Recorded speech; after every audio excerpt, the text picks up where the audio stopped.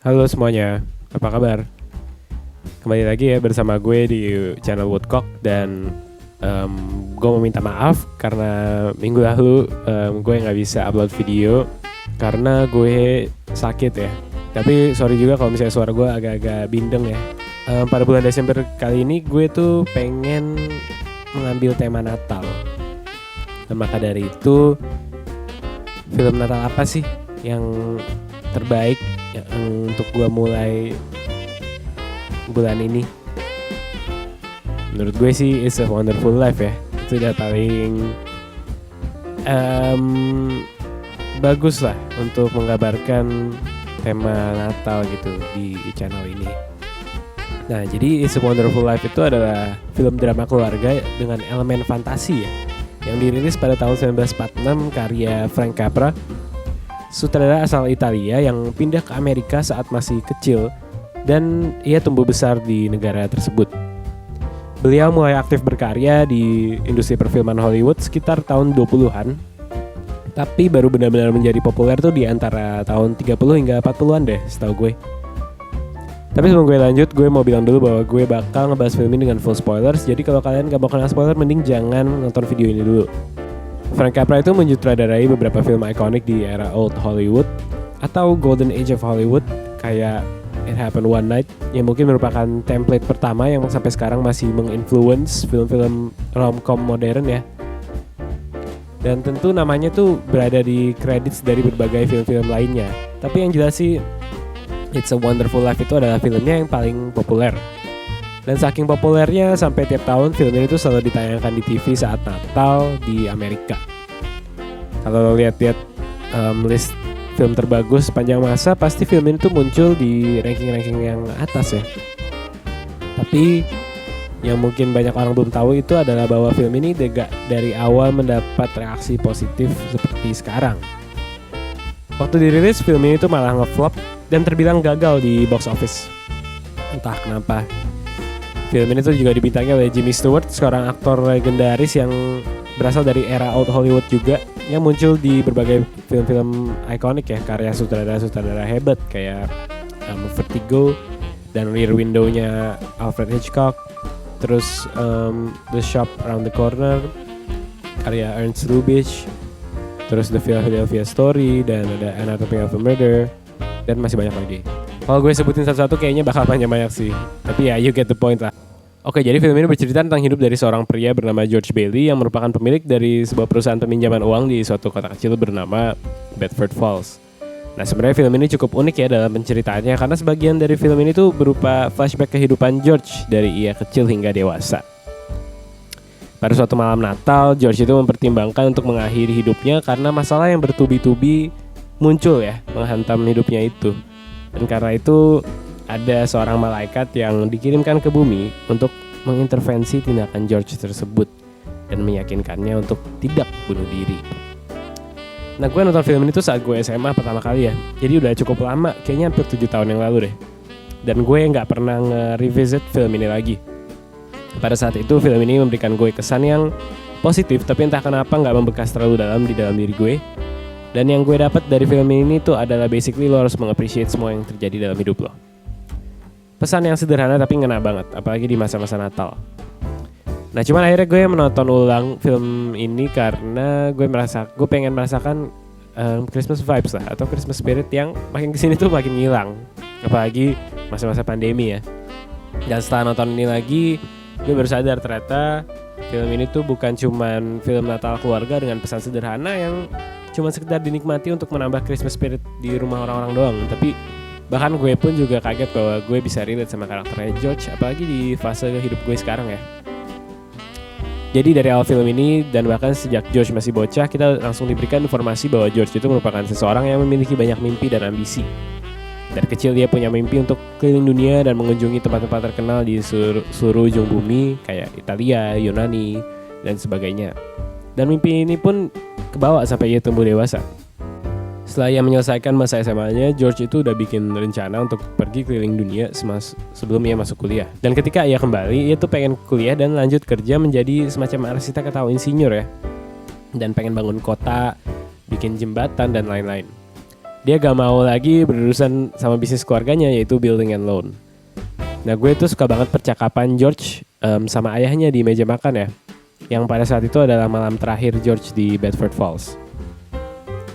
Rencananya keesokan harinya dia kan pengen berangkat ya ke Eropa. Dan di sini tuh ayahnya berusaha meyakinkan George untuk ayo bantuin papa kembangin terus nih building and loan. Tapi abis itu dia bilang ke bokapnya dia gak mau stuck di shabby little office seumur hidupnya. George beranggapan bahwa ngelanjutin bisnis keluarganya itu merupakan waste of time lah, dan gak nambah apa-apa ke hidupnya, dan malah menghalanginya dari mimpi-mimpinya. Tapi abis itu ayahnya ngejelasin ke dia bahwa building a loan itu ngebantuin penduduk-penduduk Bedford Falls untuk punya rumah dan tempat tinggal. Dan di sini gue lihat ayahnya George pengen ngajak dia untuk jangan mikirin diri sendiri, tapi juga pikirin orang-orang Bedford Falls yang bergantung sama mereka. Di scene ini George sempat ngerasa nggak enak sama ayahnya, tapi akhirnya ia tetap bersikeras untuk cabut. Oh ya, di film ini tuh ada karakter Mr. Potter ya, seorang bisnismen kaya yang mungkin bisa dibilang orang paling berkuasa di Bedford Falls. Ia digambarkan sebagai sosok yang serakah dan hanya memikirkan bagaimana ia bisa menambahkan hartanya dan menjadi semakin kaya. Sebenarnya gue kurang tahu juga sih peran beliau di Bedford Falls itu apa ya, tapi yang gue tangkap sih dia merupakan owner dari banyak bisnis di kota itu, termasuk banknya juga. Jadi warga Bedford Falls tuh banyak yang bergantung juga sama dia untuk hidup. Nah, menurut gue karakter dari Mr. Potter ini merupakan simbol dari keserakahan manusia, individualisme, dan juga efek dari kapitalisme yang membiarkan orang kayak Potter itu bisa menimbun harta sebanyak-banyaknya. Dan balik lagi ya ke malam terakhir George di Bedford Falls.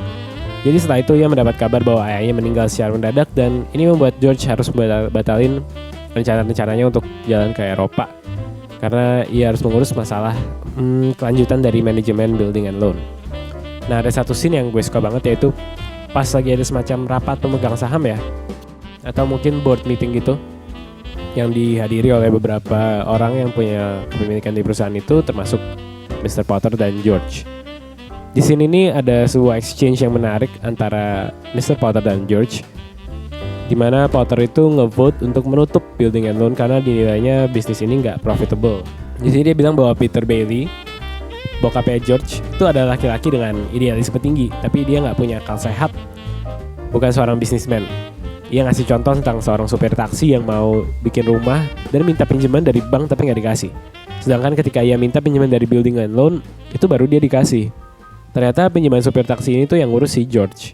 Dari sini tuh gue ngeliat bahwa Mr. Potter itu benar sebenarnya, bahwa Peter Bailey itu bukanlah seorang pebisnis. Untuk menjadi pebisnis sukses, lo harus tahu cara memperoleh untung sebanyak-banyaknya dengan modal dan usaha sedikit-sedikitnya. Dan itu juga yang gue pelajarin saat gue sendiri berkuliah di sekolah bisnis. Nah, itu makanya Mr. Potter gak suka dengan keluarga Bailey. Bagi dia, bisnis building and loan tuh kayak charity ya.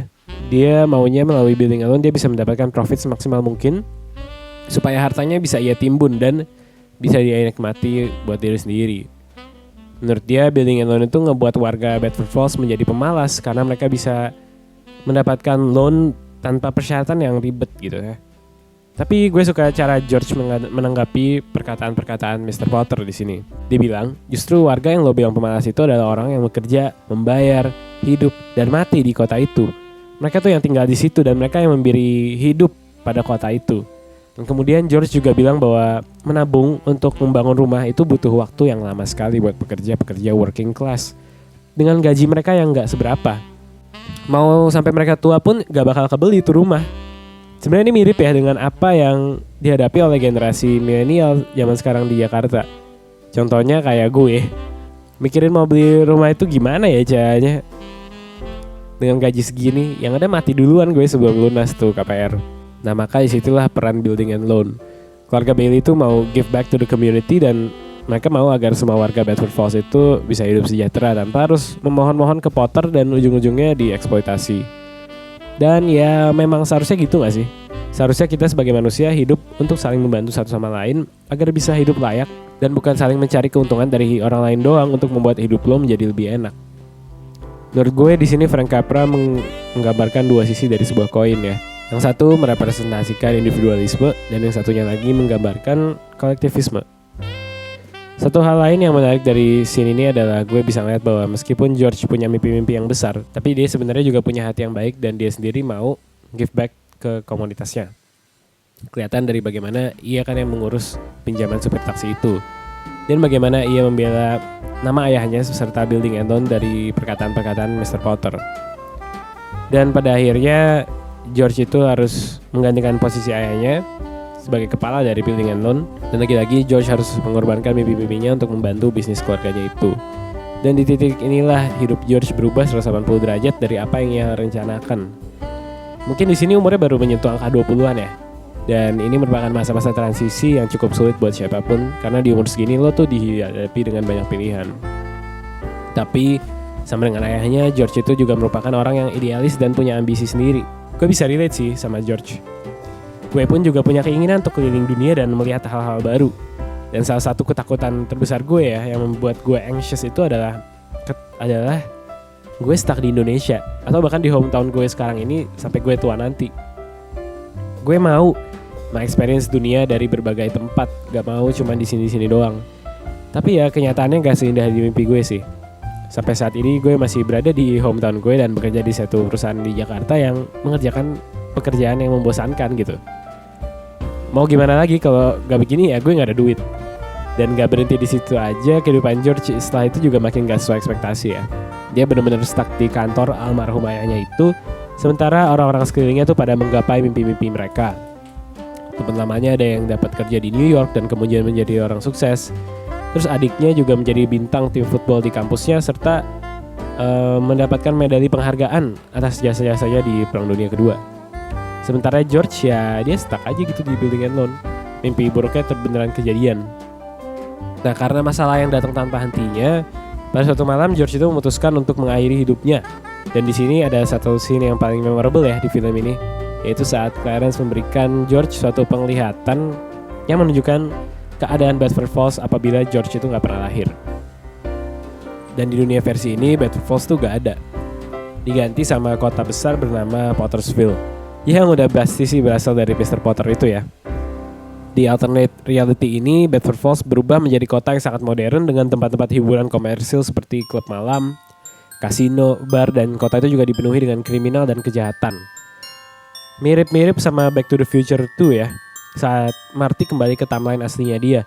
Dan dia menemukan bahwa kota yang ia kenal itu menjadi semacam distopia yang dikuasai oleh si Biff itu. Mungkin terinspirasi juga ya film itu dari It's a Wonderful Life. Dan menurut gue ini merupakan gambaran dari mungkin ya anxiety atau ketakutan yang dialami oleh Frank Capra dan sebagian penduduk Amerika dengan adanya perubahan ekonomi yang drastis setelah Perang Dunia Kedua. Tapi yang membuat Pottersville menjadi sebuah nightmare scenario bagi George itu adalah penduduk Bedford Falls yang dulu George kenal. Orang-orang kayak Mr. Gower itu ya hidupnya jadi hancur. Rumah George dibuat menjadi tempat penginapan oleh ibunya. Bahkan Harry itu udah meninggal di reality ini saat ia masih kecil dan nyemplung ke kolam es itu yang di awal filmnya. Dan semua ini bisa terjadi karena George gak pernah ada di momen-momen yang ditunjukkan di awal film ini untuk menolong mereka. Dan pada akhirnya George jadi bisa melihat betapa besar dampak yang ia berikan kepada hidup orang lain yang mungkin sering ia lupakan atau gak ia pikirkan. Dan pesan itulah yang mau disampaikan oleh Frank Capra dengan jelas melalui film ini ya, yaitu bahwa kita gak pernah tahu seberapa berartinya kita buat hidup orang lain. Jadi ada baiknya apabila kita bersyukur atas semua yang telah terjadi di hidup kita, baik ataupun buruk.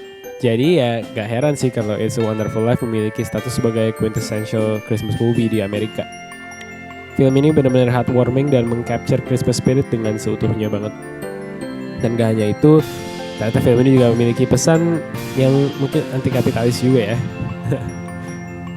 Tapi ya mungkin itu aja yang gue bisa bahas tentang It's a Wonderful Life pada video kali ini. Dan sekarang kalian nih tulis di kolom komentar judul favorit kalian untuk ditonton saat Natal atau bulan Desember. Thank you buat kalian yang udah nonton dan dengerin gue ngomong, gue sangat appreciate itu banget. Kalau ada yang kurang atau salah gue minta maaf.